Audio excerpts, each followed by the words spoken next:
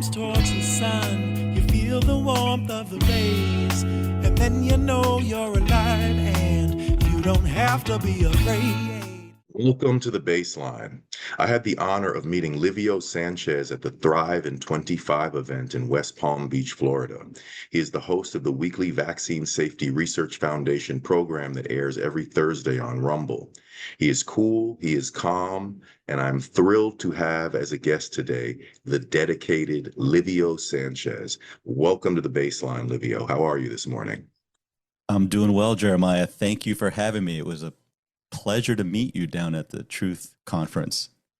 Yeah, it was my pleasure as well. And I was so excited about that event. My friend and co-host on Stop the Shots, not Livio, my co-host, Cece Blakeman, was such a hardworking general to put that together. Like someone said, she could be a general in the military. With what she accomplished there in terms of getting all those guests, the sponsors, securing the venue. I'm so proud of her, and I'm so thrilled to have met so many wonderful medical freedom people, including people I've interviewed previously on this program, people I had spoken to extensively with on Twitter, on our Stop the Shots nightly spaces. And I'm very familiar with you from being a fan of the VSRF. So you're on the list of people that I was super excited to meet. And yeah, just great vibes, a lot of information shared, and I'm reanimated and remotivated to continue with this struggle now that I'm, in actual connection with, not just virtual connection anymore, with some of these great medical freedom people who come from all different backgrounds and experiences in terms of, what brought us into this struggle. And I want to mention a couple things quickly before we get into our discussion. Just a few announcements. First of all, this is a pre-recorded show. It's going to be July 4th, this Friday. So our engineers at PRN are going to be taking the day off. Rob and Dylan, they're very hardworking gentlemen over there, and they certainly deserve a day off from time to time. So this is a pre-recorded episode for that reason. And we have another 528 Healing Jam session in Harlem. We've been doing that for 4 months in a row now. This will be our 5th consecutive 528 frequency jam session at Rock Mill Fitness. That's 274 Lenox Avenue, just south of 125th Street. Please join us. It's been incredibly fun. It's been a great coming together of people. It's not officially a medical freedom event, but it's turned into a de facto medical freedom meetup. So if you're in or around New York City, please come to that event and please help us spread the word. We're kind of bubbling, and we want that event to just bubble over to the point that maybe we'd even need a larger venue. It's a lot of rhythm. It's me on electric bass with some trippy and funky loops that I bring, and then African percussion, and we're joined by other poets and other instrumentalists throughout the course of the jam session. So that's July 27th, and it's 3:30 p.m. It's an afternoon event. It's not a late night event. We want people to have time to get home and get situated for work the following day. Also, to support this program, you have a few options. You can go to remotelearningchess.com and schedule a chess lesson. I'm a chess instructor. Please learn how to play chess if you haven't. If you have a young person in your family, please get them some chess lessons. Or, it is actually great for older folks too. It helps stave off dementia and Alzheimer's. The practice of playing chess, the discipline of playing chess, does activate the neurotransmitters in the brain, and it helps keep your brain like a grape instead of turning into a raisin. So, and it's a fun game. That's first of all. And of course, you could go to jeremiahhosea.com. You can buy the theme song of this show or any number of other songs or albums I've produced over the years. I'm sort of a legend of the New York indie underground in my own right. And what else is there? My Substack, of course. You can go to Substack, become a paid subscriber. If you can't afford to be a paid subscriber, then at least be a free subscriber. And when you're flush, become a paid subscriber. But those are the ways you can support this program. And let's get right into this discussion with my esteemed guest, Livio Sanchez. Let me ask you, first of all, Livio, just how did you get involved with the VSRF? What's the backstory there? I guess directly, when COVID hit, I started working with Chris Martinson over at Peak Prosperity. And Right. he was one of the early reporters on what was happening with COVID. Mm-hmm. And as time progressed, he got into finding out about early treatments or alternative treatments such as ivermectin. And that's where he connected with Pierre Corey and Paul Merrick. And I was shooting content for Chris and helping him with his podcast at the time. And through that, I also met Steve Kirsch, who was on these early calls that Steve was having with many of the experts and voices out there trying to gather information. And through that, I was asked to help work behind the scenes with Defeat the Mandates, the original Defeat the Mandates rally in Washington, D.C. And coming out of that, I started working mostly with VSRF as well as the FLCCC at that time. So it's been a long four plus years. Yeah, absolutely. What about, I guess, your background, just sort of personally, in terms of how did you get dragged into the broader sort of medical freedom struggle? How did you get compelled into this? Yeah, well, I was an unassuming media professional. My background is as a film and video editor. I Mm, edited a lot of TV commercials, music videos, and documentaries, and a couple of feature films. So I was pretty much minding my own business when COVID hit and my entire industry shut down. So I found myself with a little bit of extra time on my hands. And that's when I started helping Chris, who was basically a headless PowerPoint presentation. So I thought, well, maybe we could upgrade your production value. But before that, I was an established editor, producer, had documentaries produced on Netflix and some pop culture commercials and music videos to my resume back before COVID. What were your opinions of the event? Give us a little bit of your sort of perspective and feedback in terms of the Thrive in 25 event. Oh, I thought it was wonderful to, first of all, the vendors being in the same room was really nice, I gotta say, because I could sit and watch all the speakers and also be at our little VSRF booth. So that was really nice. And there were so many people I knew of, like I've heard of many of the people, met many, but there were so many new people that I had not met at the time, who Mhm. were in this fight or struggle. I like the way you use the word struggle, way before me. So it was a really good blend of people, and just the fact that they're still doing the work, you're still doing the work, I'm still doing the struggle here. It just means that it's not over, and everyone's just so inspiring because it's such important work, and the support that there's still support, because I know more recently there's been a fracture, as I like to call it, within the movement. For Various fractures, unfortunately. Yeah, it's really too bad, the infighting and all that goes on, but it Yeah. was a real nice event to just reconnect with people and put all that stuff aside.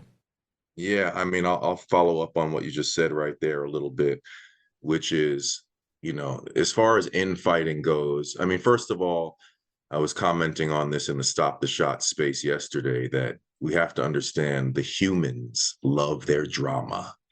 That we have to realize there's going to be a degree of drama, unfortunately, when you're dealing with the humans. Whether it's a class or it's a baseball team, it's a band, even in a corporation where people should be just focused on money and the bottom line. No, there's going to be drama when the humans are involved. So, I don't think we can remove the dramatic element altogether at any point, but I just think it's really important that people make sure that they're being constructive, that they're being positive, because there's a negative tendency a lot of people have, I've noticed, of they get animated by something negative that the mind can fixate on. They're just kind of standing there hanging around, but then when there's someone that they can be angry at, now they're springing into action.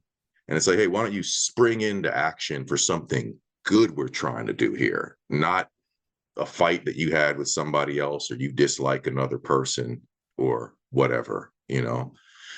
So yeah, let's make sure that we're being positive first and foremost. It's okay to have a negative impression of somebody. It might be even okay just to frankly dislike somebody, but you should never fixate on that, because if you're fixating on that, that means you're not doing constructive things. You're wasting your mental time and energy at that point when you go on and on with disliking people and all that kind of stuff. So yeah, I wish there was a lot less infighting, and I think people need to condition their minds to be forward moving. Say, okay, you don't like this person, you don't like this person. Who do you like? Let's focus on who you like and supporting them.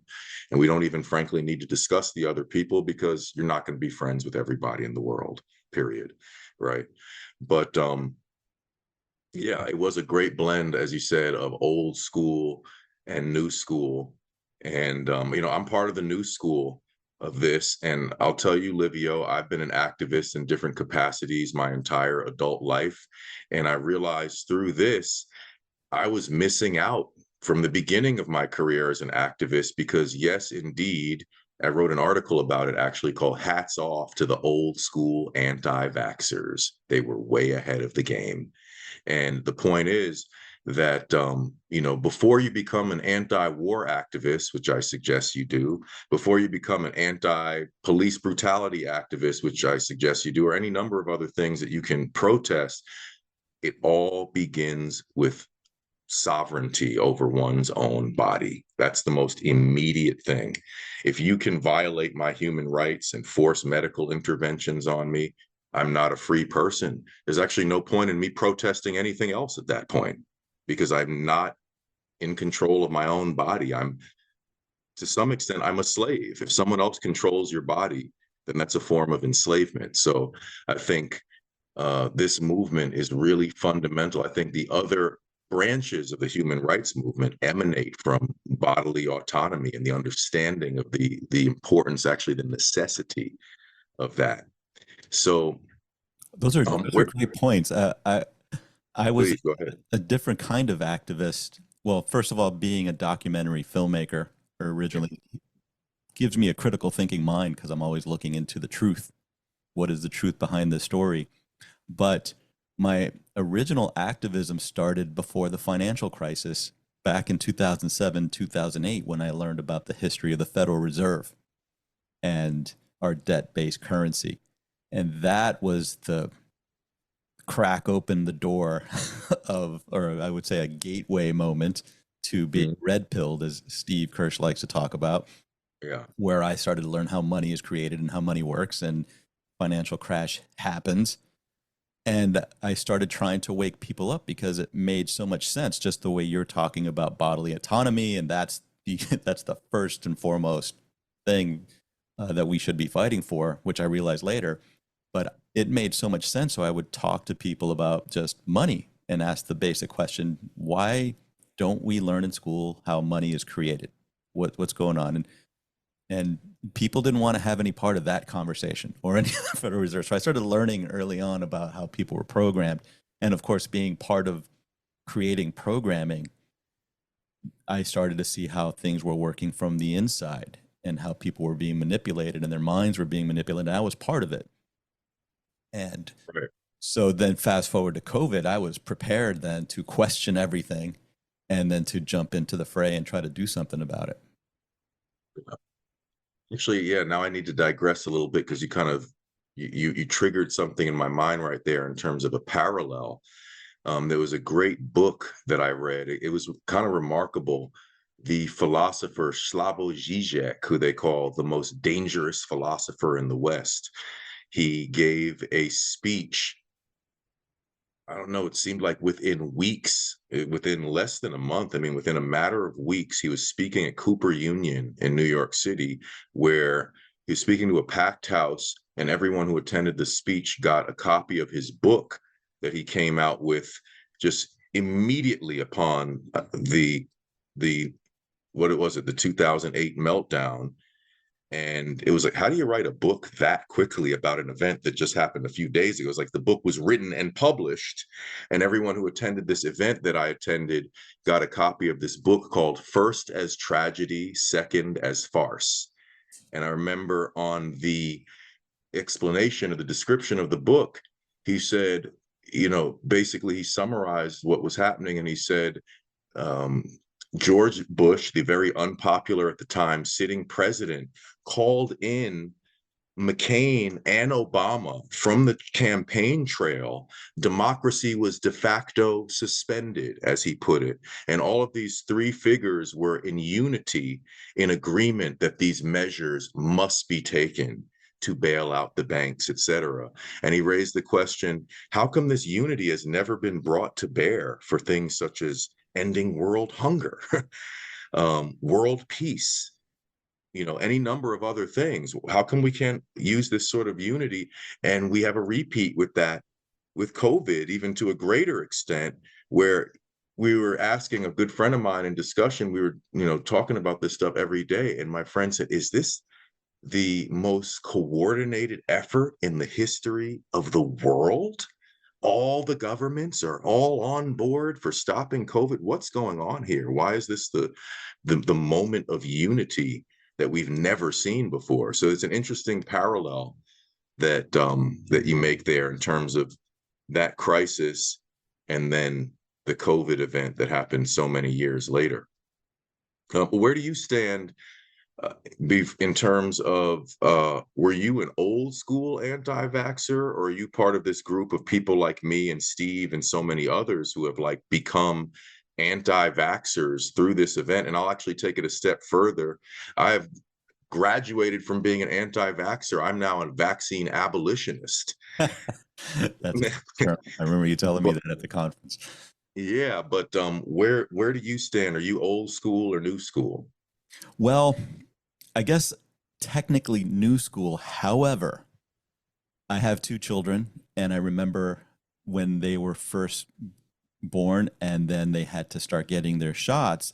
I just raised the question because they were so newborn, and I didn't want to put anything in them.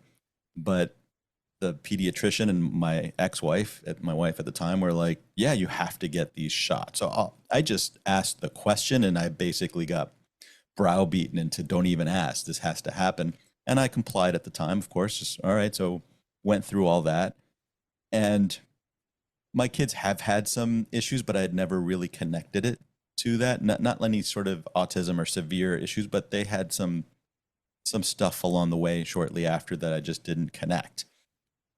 Fast forward, actually, even before that, my mom had an accident at work where she fell and hurt her back severely and became one of the original trial participants for Oxycontin and then Vioxx. And she's been dealing with issues with pain medication and pain management and all that ever since. And so I started questioning, because of my mom's ordeal, as well as further medical treatments that she was having. And once I came in and had to deal with her being in the hospital and looking in her kitchen cabinet with all the medications, I started to uncover how the system worked as far as prescribing and getting people addicted to medications. And so that's where my questioning really started, about something's going on here with this pharmaceutical industrial complex.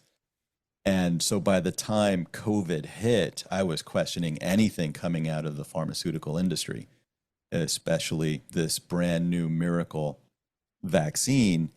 I started learning things like they changed the definition of vaccine. So it was just through inquiry that I started realizing things were not as we were being told. But I did have some seeds early on to have me questioning the way the system worked and who was benefiting. Always follow the money. who's profiting from all this and who are the victims. Like my mom, she's fortunately still alive, but the suffering she's gone through at the hands of all these medical products. In fact, there was a breaking point where she was on different medications from different procedures she was having because each medication was having an effect on her body in a different way. And so finally she ended up in the ER for something else. And the ER doctor was like, let me see all your medications. And they freaked out. And that's when they started realizing, hold on a second, no one's talking to each other. They're all just automatically prescribing medications without seeing how they're going to interact with all the other medications she was on. They were just pushing pills. So that really cracked my brain open to, wait, what else is going on in this industry? Yeah, good points. There's so many things. I still am in shock, I guess. I'm still in total amazement how people became so, what's the word I'm looking for? They became so unreceptive, just so unable to acknowledge just basic points. I mean, just how did people just jettison just pretty simple ideas like, hey, we're an over medicated society to begin with.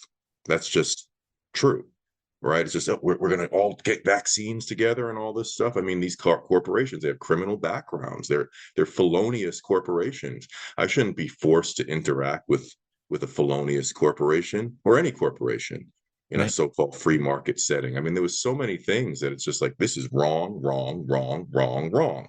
Even if you're pro-vaccine, quote unquote, why wouldn't you realize that these are legitimate concerns? I mean, you're going to call someone a so-called conspiracy theorist for expressing the most obvious of concerns? I mean, how stupid, honestly.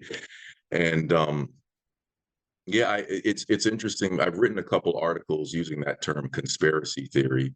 I wrote an article called Conspiracy Theory, What Do You Mean?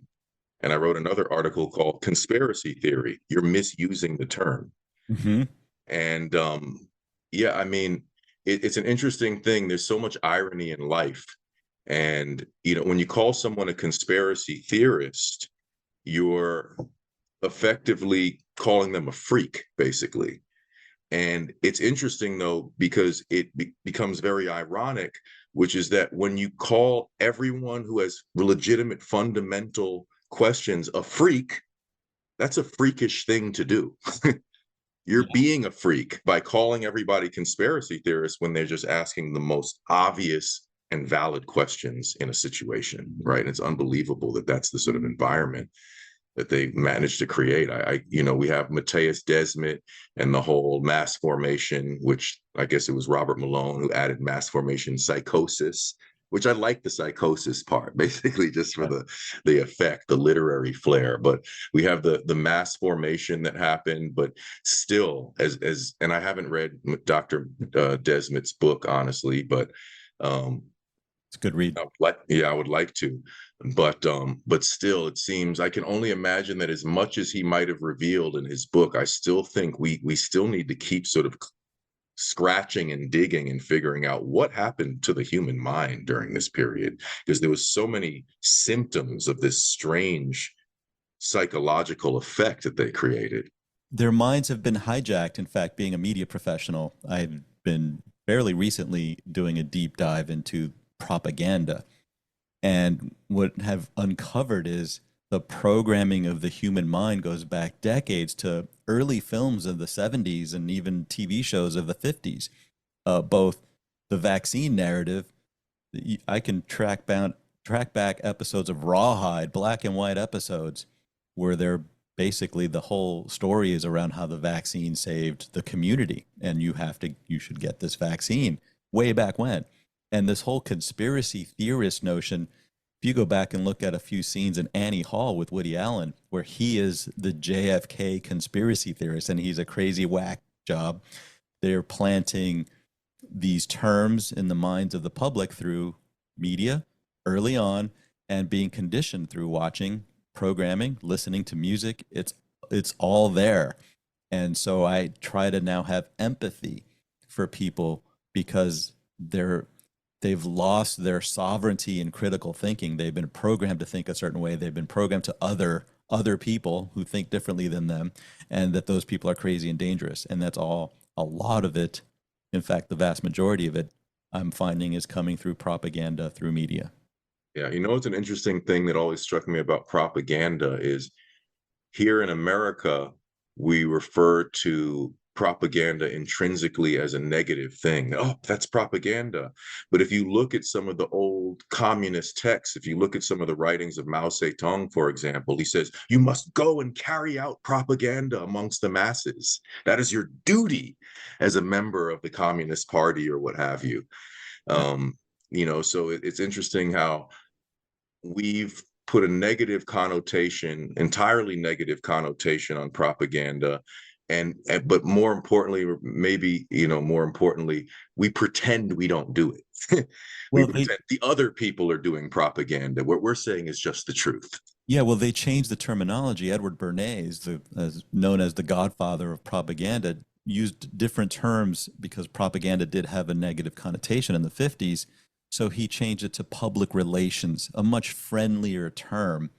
And of course, that's how they empowered women, through smoking cigarettes. Even though they knew that smoking was bad for you, they were able to change the narrative by empowering women, by having them come on this float during I don't know if it was the Macy's Thanksgiving Day Parade, another one where they put them up there smoking cigarettes, and public relations was born to encourage people to smoke. We know how that turned out. It's such a cool thing to do, Mm-hmm. with your leather jacket on, sitting by your motorcycle or whatever, Yeah. Getting doctors to endorse their favorite cigarettes. Fantastic. Right, exactly. Genius.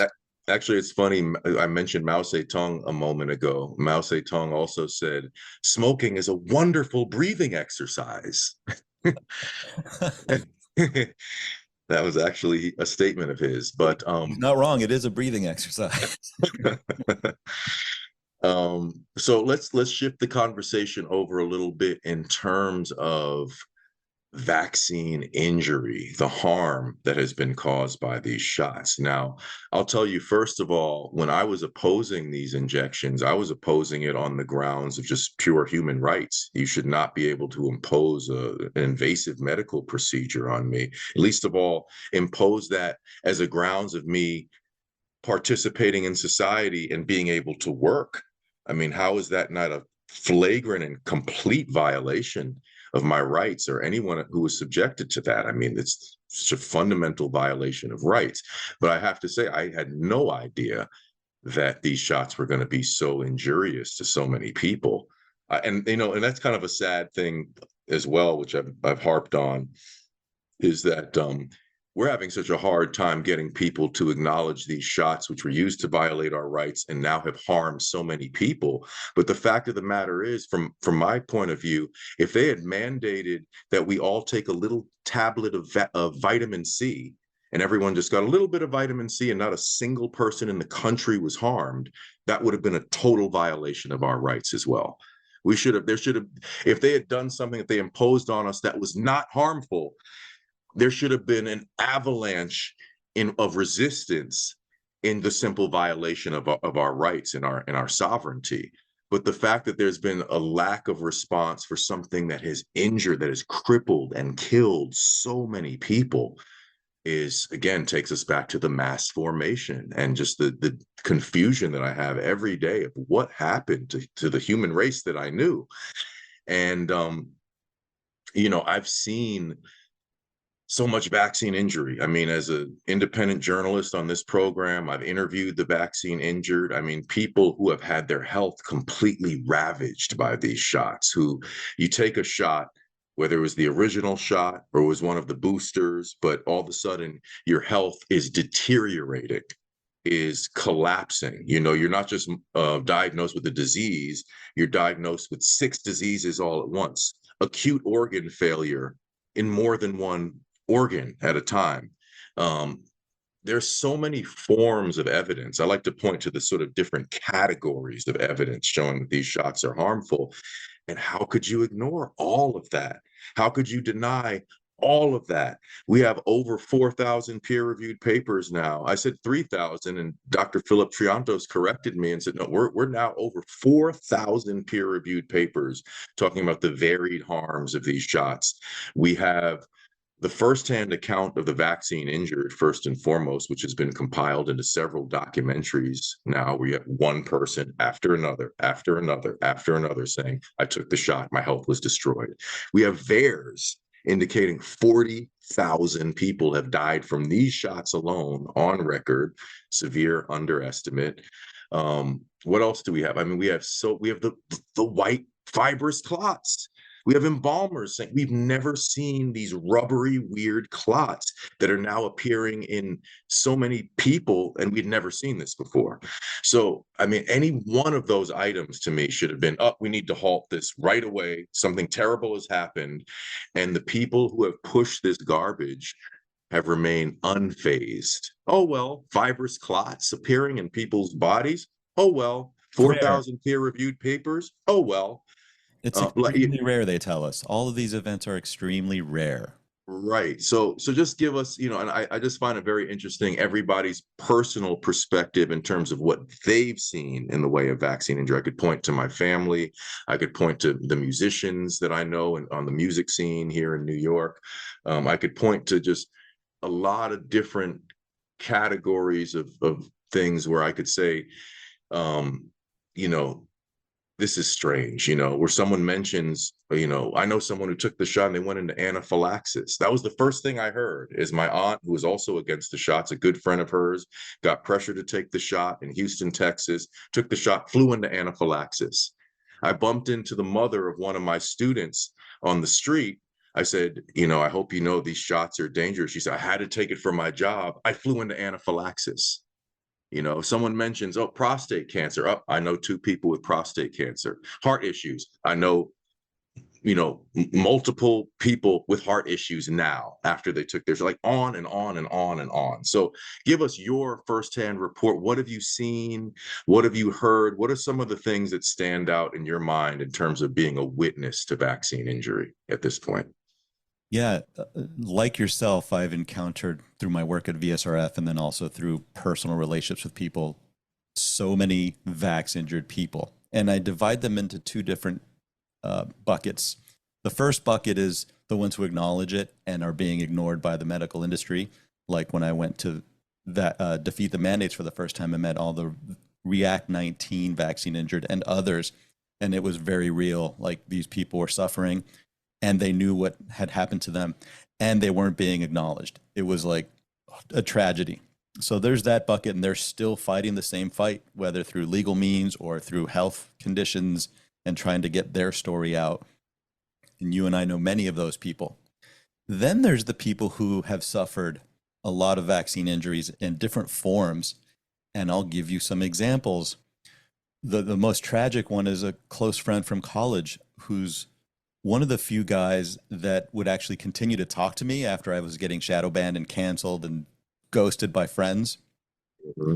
But he had questions, and he was open-minded to at least hearing why I wasn't going to get the jab, and was open to hearing it, but he was still getting it. And his wife got 3 of them, and she went in for a routine physical after her 3rd jab and was immediately diagnosed with stage 4 colorectal, we'll call it turbo cancer. And I was with them the day after the diagnosis and just seeing how they were in shock and going through that process. And I backed off, talking even about the vaccine. But fast forward, they end up seeing some doctors at Yale to treat her for her cancer. And my friend was open enough to hearing about the ivermectin cancer trial that Dr. Paul Marik was starting, and I said, I can get her into this trial. You should talk to your doctor. You don't have to change the course of treatment that she's on. She can still do the chemo. They've only given her 2 years to live or less. So what do you got to lose? And their doctor said, yeah, I've heard about this. This is a Yale doctor, but there's just not enough research on it, so I wouldn't recommend it. Well, she passed away 2 months ago. And to have a doctor not say, well, try anything at this point because you you don't have much to live, and to talk them out of it. Mhm. And to this day, my friend still doesn't acknowledge openly that it was possibly the vaccine that caused it. Another one, I ran into a friend where I used to live, whose wife immediately got Guillain-Barré, ended up in the hospital.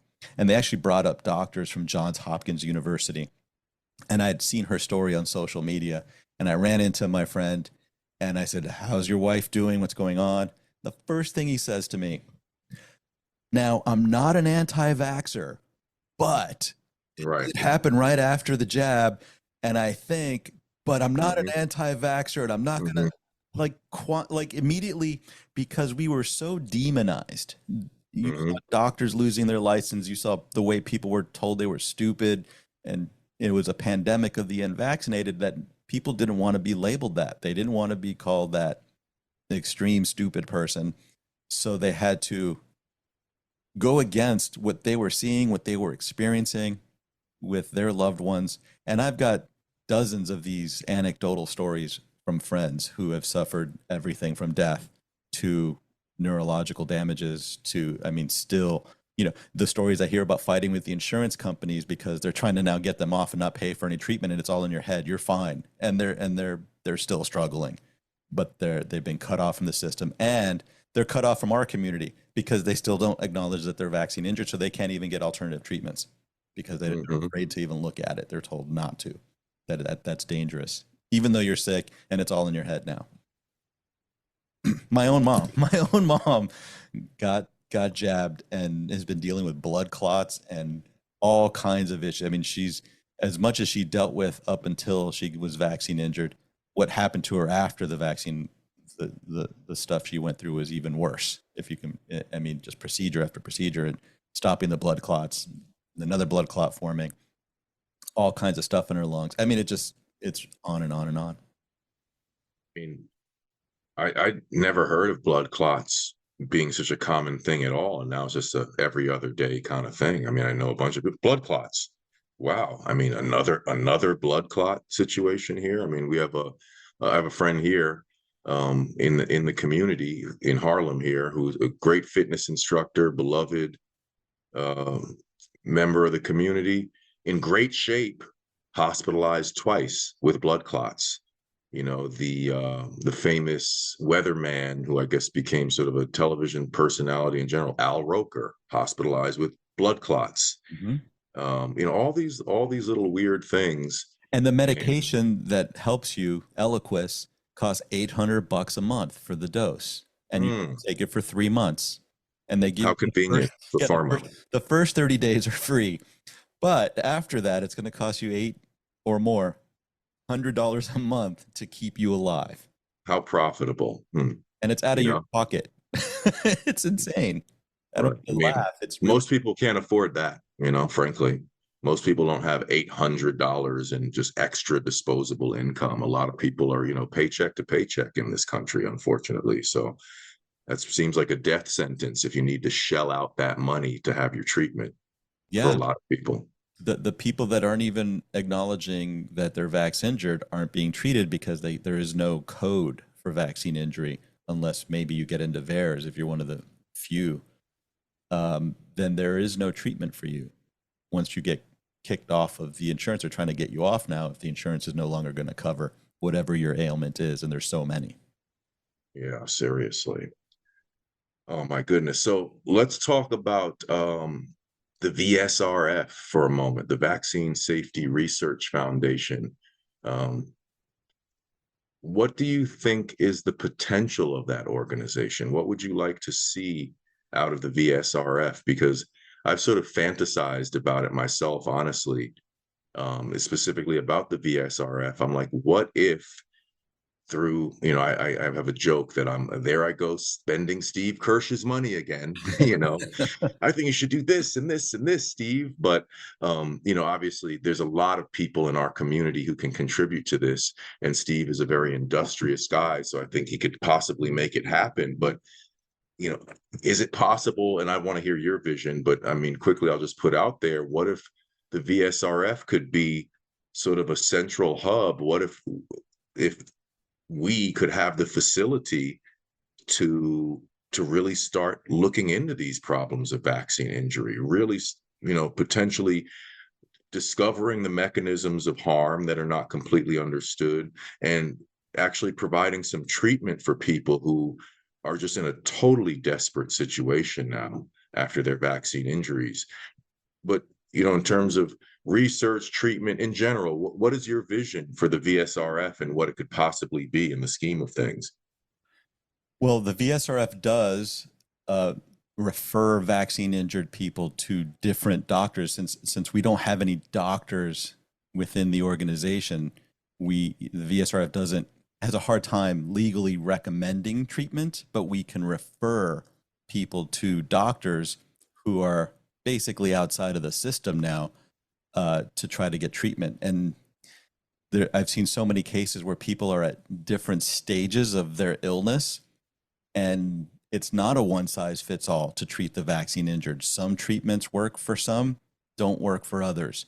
Some people are so far along that very little helps. And if you're outside of the system, and one of the things we have done is help raise funds through awareness, through campaigns for other individuals, and try to help them get treatment. And there's been some success stories and then some not so successful stories. I mean, I just ran into Cody's mom, Heather, and he's still struggling with his vaccine injury. And she's pushed it all the way to get Cody's law, and it couldn't get past DeSantis or anything. So everyone's still struggling. And there's so many that, how do you help everyone? So one of our missions is, number one, to create awareness, to advocate for education, for science, for research, to support the scientists and projects that can help get the data in a manner that can get out there. There's a lot of ways. I will say, and Steve Kirsch has been one of the, if not the most generous supporters of the movement by helping finance, like defeat the mandates. We also put on the COVID litigation conference to get lawyers to become aware of what's going on and the opportunities for litigation. We had 2 COVID litigation conferences to bring more lawyers into this, and support other organizations and other movements. But we are a very small outfit, and Steve Kirsch can only do so much. And, as all of us have taken hits to our careers, to are able to earn income, so we have to figure out how to have the community support the Vaccine Safety Research Foundation. And as I say this, Steve is no longer funding the VSRF. He comes on the show, he's doing his research, but he doesn't fund us. We're actually donor funded at this point. So we're at a crucial moment, because COVID is falling into the background in the general public's mind, and there's other things to worry about, like the war in Iran and the war in the Ukraine and I mean, it's just one issue after another, and there's a saturation amongst the general public to actually continue to create awareness and to basically be at the front lines as more mRNA technology is being approved. Even with some of our health freedom experts on ACIP, there's still a battle ahead. So I personally don't think it's over by any stretch of the imagination. We're just getting going. But how do we coalesce the community again? And we were talking about how fractured it is. How do we rally back together and keep helping, number one, the vaccine injured? Number two, how do we help the researchers continue to do the work to prove that these are causing more harm than good? And how to help the medical professionals continue to do the work to treat the vaccine injured? So there's a lot of work to do. And I'm open for suggestions and bringing more people into the fold. But the big hard hurdle, obviously, is the financing of it, because the other side is so well funded and they can just keep writing this out and ignoring. I can't tell you how many people from the other side I've tried to come on to talk to Steve on VSRF Live, and it's just crickets. They will not come talk to us and have an open, I don't even want to use the word debate. They won't even just have a conversation. So we're preaching to the choir at this point and keep being ignored by the other side, like the Paul Offits of the world. There's nothing in it for them, right? They just want to profit and continue have everyone with their blinders on. Yeah, and Yeah, they know what's going on, but they're part of the big lie. yeah. It's interesting debating so-called pro-vaxxers. I think it was my fifth guest thinking back, but the medical freedom attorney, Sujata Gibson, who I'd love to have back on at some point, she made a great point that these people who think they're pro-vaxxers, in a lot of ways, they're anti-vaxxers insofar as they're not asking for the proper regulating of vaccines. If you're pro, you want to do things well. But they're just saying, hey, let's just have this anything goes approach. I mean, pretty soon you just inject gasoline into somebody's arm and call it a vaccine, and it has to be great because it was labeled vaccine. So if you're pro something, you should want it to be done well, and you should want it to be regulated properly. But someone was pointing out to me that, and it's come up on a few occasions that, oh, well, you should bring up the other side on your show. And normally my reaction to that is, well, I feel the other side has dominated the airwaves, and I'm trying to use my small 1 hour per week time slot to counteract that and get some of the voices that we haven't heard. So we've heard enough from these other people, and now I'm trying to give a platform to people who we haven't heard from in general. But then interestingly, as I think about it, it's like, sure, I guess if I found the right guest, I could bring a so-called pro-vaxxer onto my show and we could have a conversation per se. Like I said, I wouldn't say debate, because in general, my show is not a debate show. The Bassline radio program is not a debate show. People say, oh, why don't you challenge them about this and that? I say, because I don't host a debate show. I host a show where I give people a chance to express themselves and their point of view, more or less, and try to facilitate that. But if I were to bring a so-called pro-vax person on, based on my experiences with pro-vaxxers, I don't know what kind of conversation we could particularly have, because they hide behind overused terms such as rare, Right. which is, by the way, a very unscientific term. I mean, how vague. We go from science, which is supposed to be precise, to using very vague terms like rare and maybe and hope. And hey, what happened to science? Yeah. Meanwhile, if they find something bad in baby formula, they pull it right off the shelf immediately. Right. The VAERS system indicating 40,000 deaths approximately from the COVID shots alone, which I insist is an underestimate. But they'll say, oh, well, VAERS, that's not reliable, blah, blah, blah. Okay, so it's not reliable, and therefore you're discounting 40,000 deaths in the only system we have to keep track of this. At which point the obvious question is, okay, well, how many deaths is acceptable in your mind? I mean, if there was one person harmed out of the millions injected, we should memorialize them. We should acknowledge that one person. But it's like, oh, because it's only a few hundred people, supposedly, or a few thousand people, let's just write those people off like they don't exist. Tough luck for you. It was rare. Sorry about that. Everybody else will just keep it moving. We're the lucky ones. We weren't part of that little group of injured people. But I think, and I'm sure you would agree with me, that it's not a small group of people, unfortunately, who have been injured by these shots. No, it's large. And to your point, to the other side, the science is settled. It's a cult. It's a religion. And the argument I always hear is, well, look how many people were dying from COVID. So, and we had to do something. And, I guess the collateral damage, I guess it would have been worse. And yeah, there's some rare events, but that's their whole argument, that it's settled. We don't need to look at it any further. And if some people were sacrificed, COVID would have kept on killing millions, even though we know that was all fictitious numbers based on people coming into the hospital and, let's say, getting into a motorcycle accident. If they tested positive with these tests that weren't accurate, they were labeled a COVID death. So anything that was coming into the hospital was COVID. The hospital, we haven't even gotten into the hospital protocols that were killing people, like remdesivir, and they were being labeled as COVID deaths. So they just upped the numbers to scare people on COVID and the damage that it was allegedly doing when more people were dying from the hospital protocols and from the jabs once they were being rolled out, but the narrative was inverted. I mean, that's an argument that I like to stop in its tracks in terms of hold on. You're comparing the medical intervention with the disease. Terrible comparison, terrible endorsement of your medical intervention. Oh, well, the disease harmed people worse.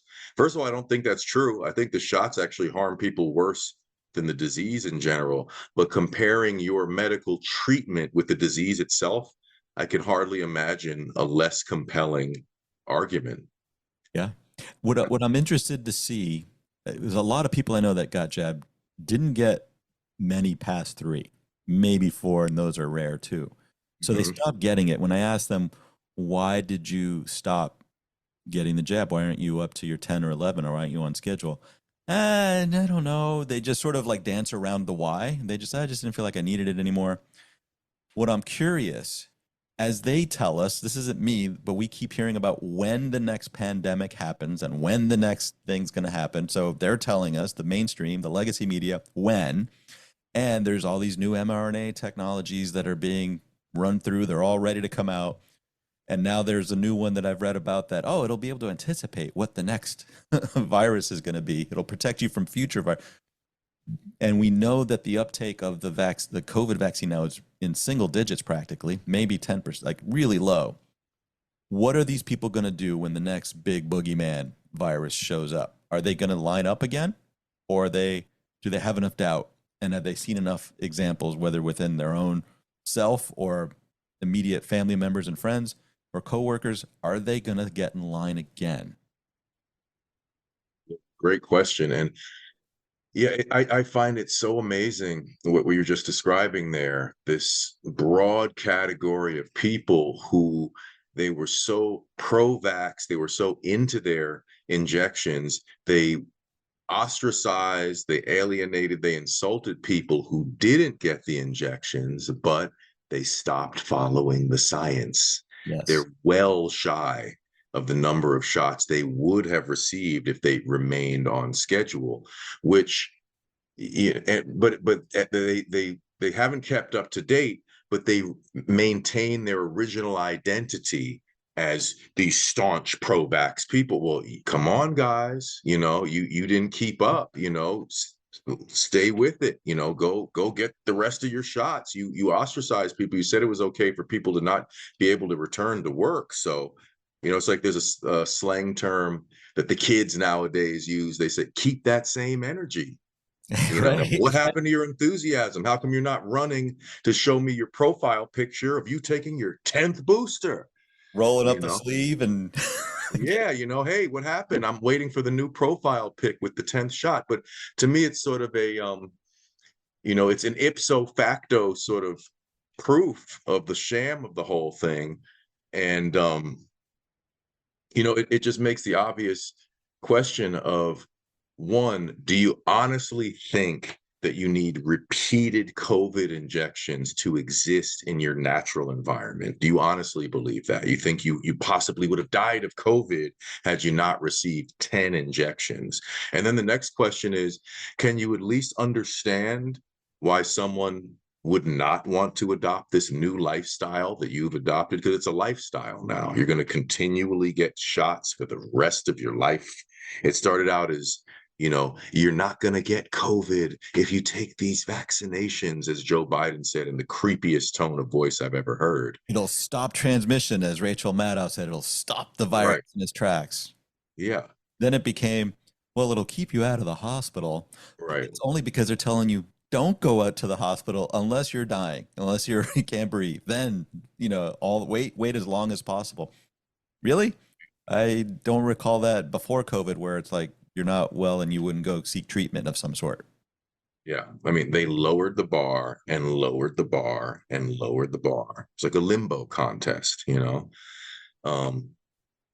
it's unbelievable to me that, and that's another point actually that I've made, that I'll repeat, which is, once you've made one mistake, that's it. It's like vinegar spilling into the batter or whatever. We don't have a good recipe anymore.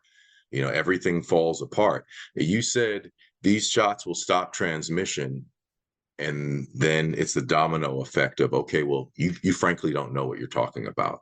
How did people maintain that mentality that they could be wrong about this fundamental thing? Is just fundamentally kind of destroys the whole argument, but everything else is true. That it's an interesting point you bring up. I'm not very active in social media. I was a little bit when I was working on the Kennedy campaign for a super PAC called American Values, and I did put some Kennedy stuff and got a lot of flack for it.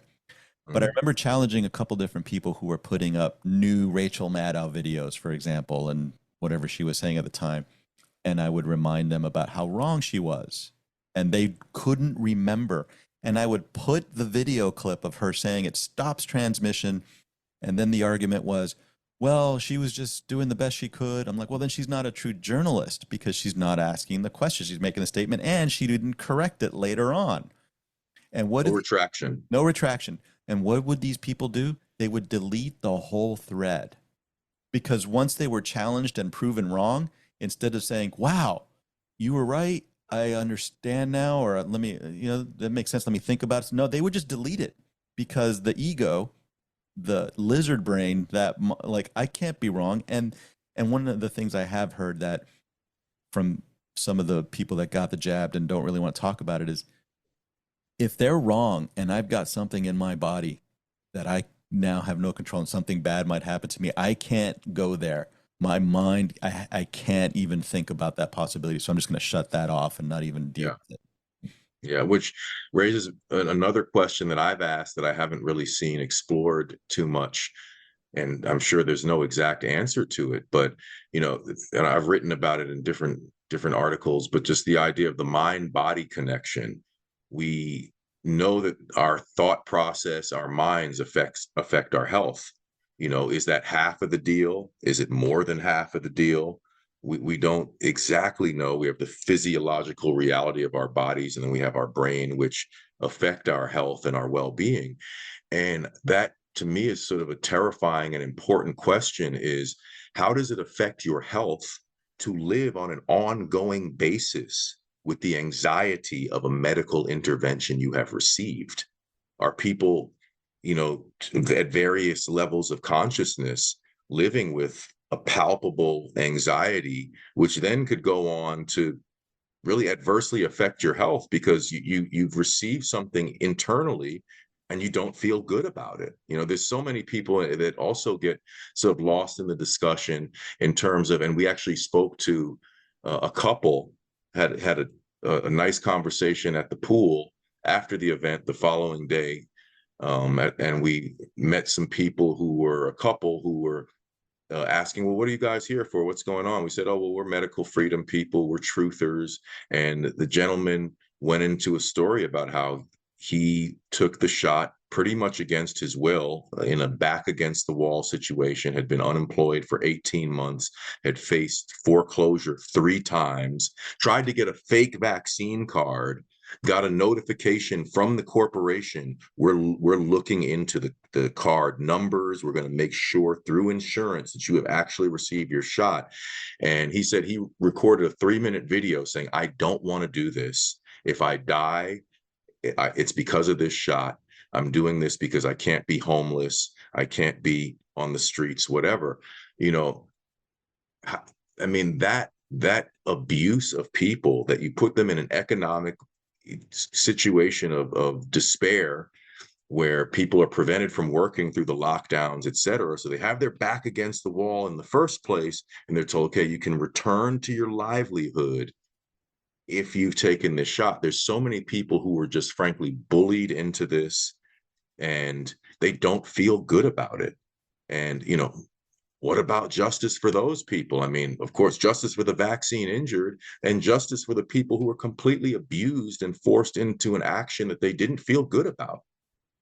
Yeah, those people who were coerced, and you bring up a really interesting case study. Those people who were coerced know internally that something changed after they got it, that they don't have anyone to talk to about it. And if they do, they're told that they've got some psychological problems, and they're in limbo. There's probably thousands and thousands of those people out there, tens of thousands. I mean, I can't even imagine how many of those people are that are living with that daily, knowing that something changed in me. They're not telling me what it is. Nobody knows, but something's wrong, and they're afraid to articulate it except under certain polite company. In fact, my mom, who's I keep referencing her because she goes in and out of the hospital all the time, Yeah. and the under their breath, the nurses and the doctor will tell her, "Yeah, it was probably the vaccine," but they're not going to openly, publicly say that.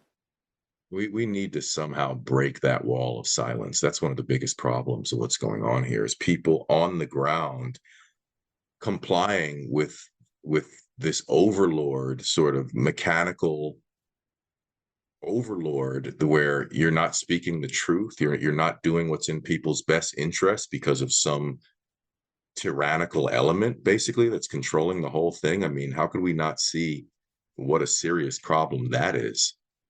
Yeah, and these medical practitioners see what's happening to the Dr. Peter McCulloughs of the world, Dr. Pierre Corey and Paul Merrick. They see what happens. They get canceled. They lose their license. They lose their livelihoods, and they've got a family, a home, a business, clients, patients, and they're not willing to take that step because they see what happens if you speak up. Yeah, you actually remind me of a particular category of people that I highlighted in my writing. I call them the silently injured. And there's a vast, and I think they actually might be a key component in the larger struggle. If some of these silently injured people can start becoming not silent and start speaking out a little bit, it could possibly tip the scales in a significant way, because I've had people who literally denounced me in the first place who returned at a later date and said, "You were right. I'm injured now. I have a heart condition now." And or whatever. There's a few people in my personal life, and I know broadly there's many more people who they know they're injured, they know it's from the shots, but they're not going to say a word about it because they now have this challenge, this health challenge that's central in their lives, and they're not going to go and be combative activists in addition to this new health problem they have. The best solution for them is keep their mouths shut and just deal with the problem that they're facing. But if some of those people could muster up the courage to join our ranks and speak out, there would be so many more voices Oh yeah. demanding the truth. Yeah, I mean, they see what happened to you, and they're coming back to you and saying you were right, but they're not going to join your ranks Nope. because they see what you've had to put yourself out in front of, and what you've had to sacrifice by speaking up. Yeah. I mean, I've become persona non grata in various circles simply for not wanting to take dangerous experimental drugs. Hmm. I'll never forget being on a Zoom call with a bunch of college friends and wives, and early on, the jabs were just coming out, and everybody was all excited and talking about how they're going to get it, and Wow. I just happened to say, "Well, I'm just going to wait until the phase 3 results of the clinical trial come out so I can see how safe and effective they actually are." And just me saying that early days on one of those big Zoom calls, like I was watching the reactions to what I just said, and like, what? You're not going to get that? Like this, the fact that I even said I'm going to wait. I wouldn't even say I'm not going to get it at the. I was just like, I just want to wait and see before I put this new product that had to be refrigerated. I was saying that they had to close grocery stores down. I don't know if you remember this. Like it has to be at a certain temperature, and it's brand new. And I'm like, and it's got this new technology in it, this mRNA. What is it? I don't even know what that is yet at the time. And it was like I was being crazy, even just asking all these questions or saying I want to wait and see, since it usually takes about 8 to 10 years for a vaccine to come on the market. I'd already learned that, and that was just heresy, crazy talk. Yeah. Yeah. Unbelievable. I had a similar effect when I just questioned masks. I remember on a social media post, I said, "I'm wearing my mask, but I kind of doubt that this is effective." And someone said, "Oh, stay away from me, Jeremiah." I said, "I'm wearing my mask." So just the idea of me questioning this is at risk to you. That's interesting. Do And then your of own course, research was like, you couldn't do that anymore. Before, you right, had to be able to do your own research. And then when COVID hits, like, what do you mean you're doing your own research? Just listen to Fauci and the you're right. experts.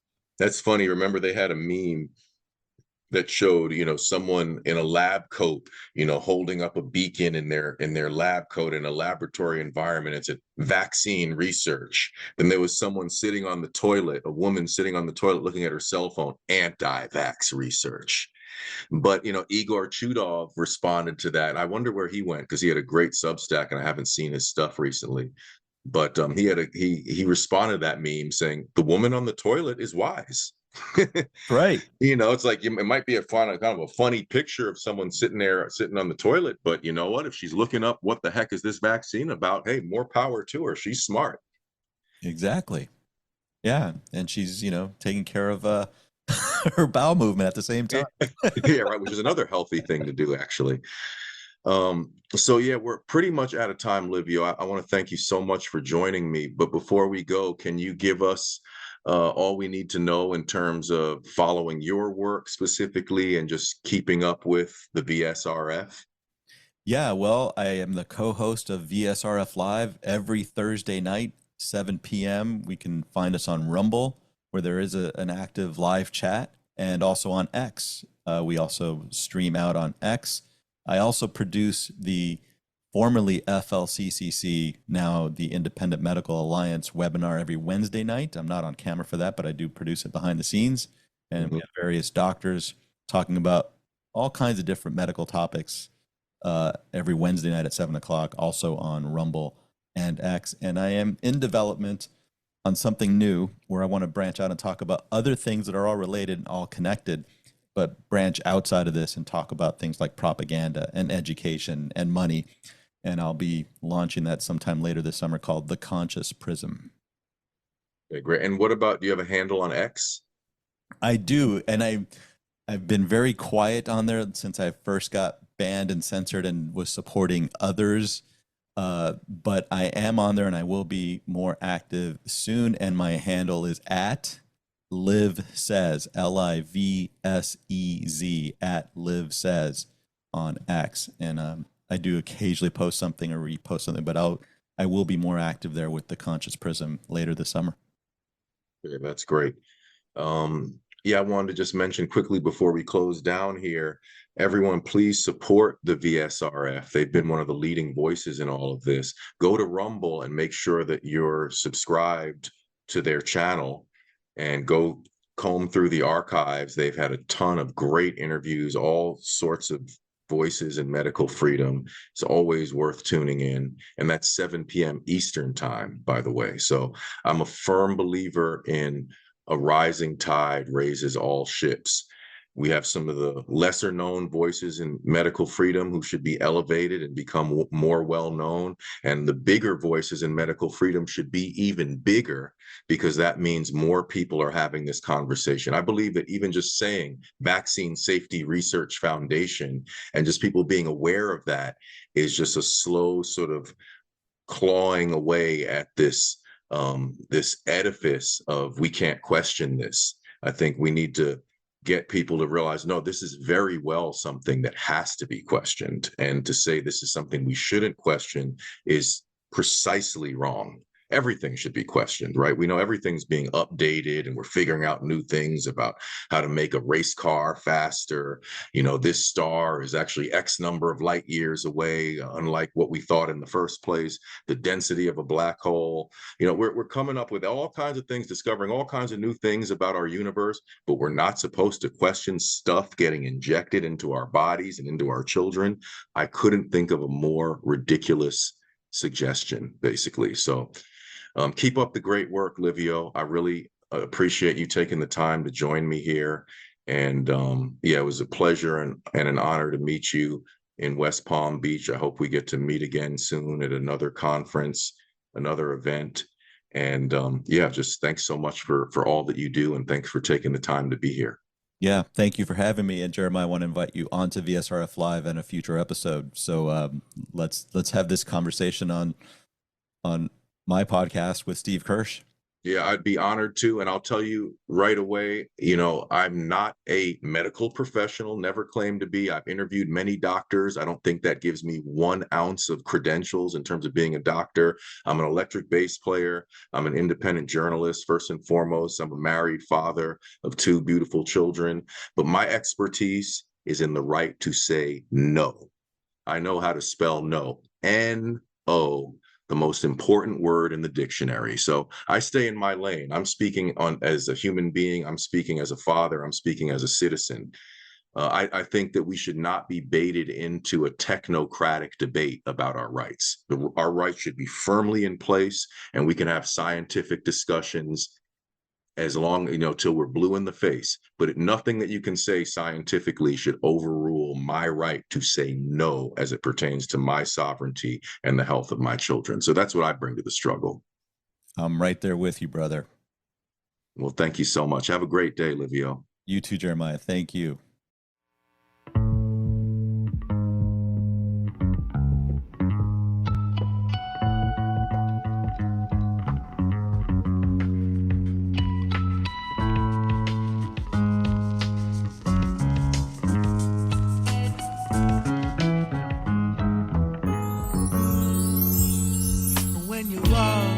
With open arms towards the sun, you feel the warmth of the rays, and then you know you're alive, and you don't have to be afraid of anything, cause you know the truth, and the truth is love, yes it is.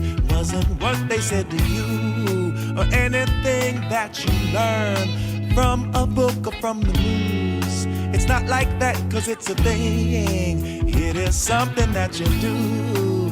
Doop doo doop doo. Doop doo doop doo. Doop doo doop doo. Dib-on baby did long. Doop doo doop doo. Doop doo doop doo. Doop doo doop doo. Dib-on baby did love's the highest truth. Nothing could be higher than love, my friend. Love's the deepest truth. Nothing could be deeper than love, my friend. When you stop and you take the time just to think about your life, you'll recall the ones you love and the ones who were always there for you. Better thank those friends better. You better make amends, go and tell them now, yeah. Tell them what they mean to you. Doop doo doop doo. Doop doo doop doo. Doop doo doop doo. Dear bone baby did